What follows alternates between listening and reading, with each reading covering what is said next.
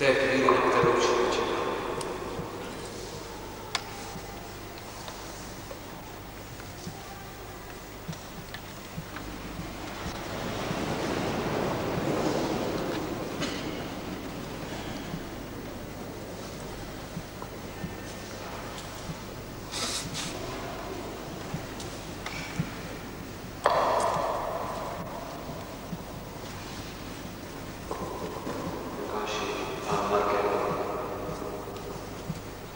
Rozhodli jste se uzavřít manželství.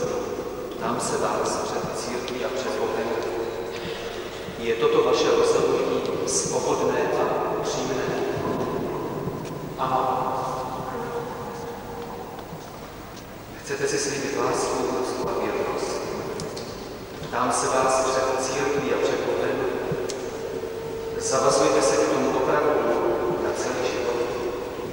Ano. Chcete zavřít rodinu? Ptám se vás před církví a před Bohem. Přijmete děti od Pána Boha ochotně a budete je vychovávat podle Božího zákona? Ano. Potvrďte toto své rozhodnutí a rádi a slavím své jméno. Já ukážu. Dávám se tobě, Pane, a přijímám tě za manžela. A slibuji, že ti zachovám lásku, úctu a věrnost, že ti nikdy neopustím a že s tebou ponesu všechno dobré cíle až do smrti.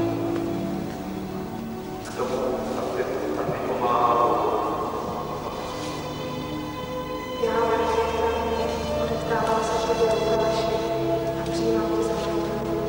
Slibuji, že ti zachovám lásku, úctu a věrnost, že ti nikdy neopustím a že s tebou ponesu všechny dobré věci až do smrti. K tomu, ať mi pomáhá.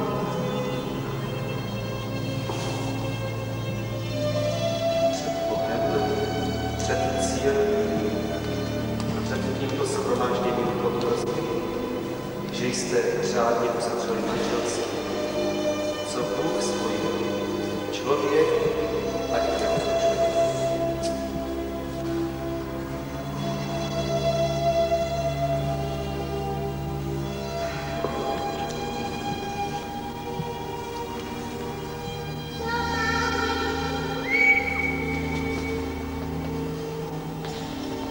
Tvé jméno, Pane, žehná církev je do mysli. Sešelní své požehnání, aby byli znamením dokonalé věrnosti. Tak tvoji služebníci Lukáš a Markéta ustavičně plní tvou vůli a žijí svou ve svornosti a vzájemné